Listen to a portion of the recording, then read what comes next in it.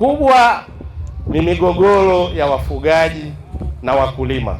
Na mheshimiwa mbunge ameniambia katika dunia hii ambayo tulionayo na katika safari hii tulioanza utekelezaji wa dira 2050, katika mwelekeo wa ilani na dira, vyote vimeeleza kwamba serikali ya awamu ya 6 inaongozwa na Daktari Samia Suluhu Hassan itasimama kidete kuhakikisha tunamaliza migogoro kati ya wafugaji na wakulima.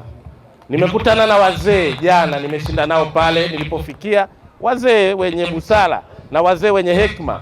Wametuambia, Mheshimiwa Waziri, tusaidieni.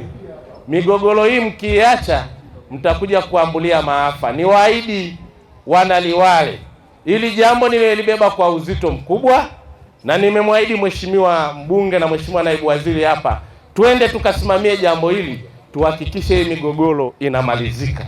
La sivyo tukiacha, baadaye watu wataanza kuwindana kama wanyama, na sisi kama serikali hatutaruhusu binadamu wawindane kama wanyama. Kwa migogoro hii ya wakulima na wafugaji niwahakikishie leo hii, na ndo kazi alionituma Daktari Samia Suluhu Hassan, tumesikiliza kama serikali, na mimi naondoka nalo kwa kushirikiana na waziri mwenzangu anayeshughulikia mifugo pamoja na uvuvi, Daktari Bashiru Ali Kakurwa.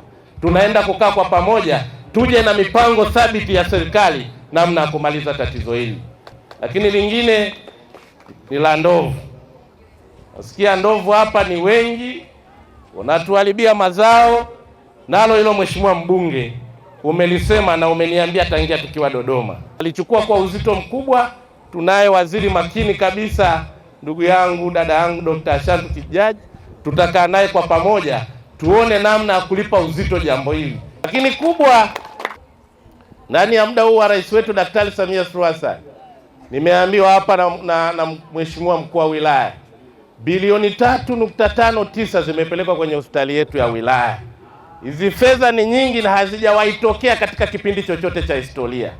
Lakini shule za msingi hizi ambayo leo 314 mnazo 4, nyingine nimeenda kuifungua pale Mbaya, nyingine naambiwa iko Legeza Mwendo, na nyingine sehemu nyingine huko, mnazo 4.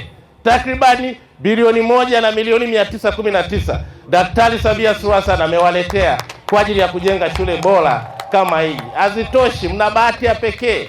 Daktari Samia Suluhu Hassan amewaletea bilioni 2.9 kwa ajili ya ujenzi wa sekondari 5 mpya ambazo hamkuwa nazo. Nani kama Samia? Nani kama Samia?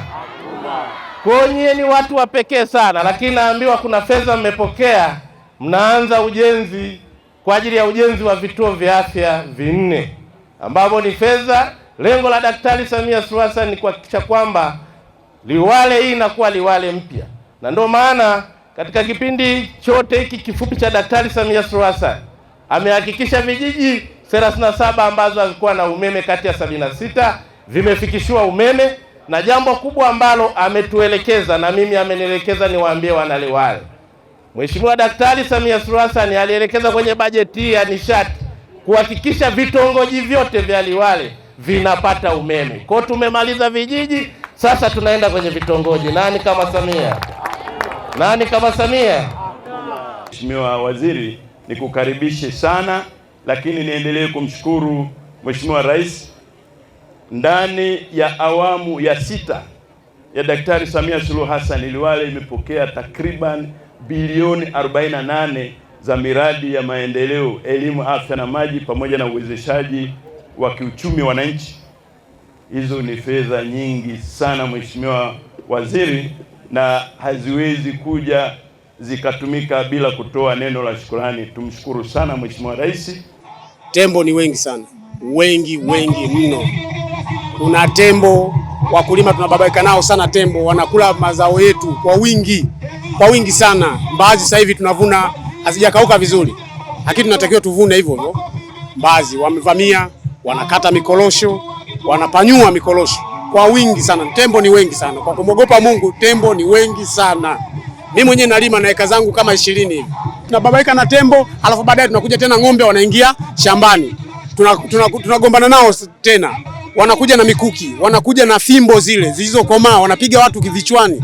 Ni shida. Kwa serikali sisi tunaomba utusaidie kuhusu ndovu, kwa kweli tunapata tabu sana ya njaa. Kuna sauti nyingi, lakini si zote zinasikika. Lakini kuna sehemu moja ambapo kila sauti ina thamani. Hapo ndipo ilipo Global TV, sauti ya wanyonge, mtetezi wa wasio na pa kusemea.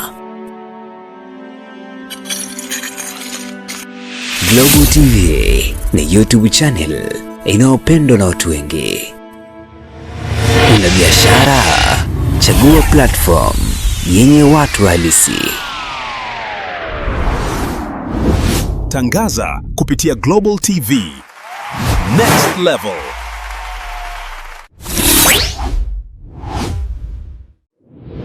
Chukua hatua sasa.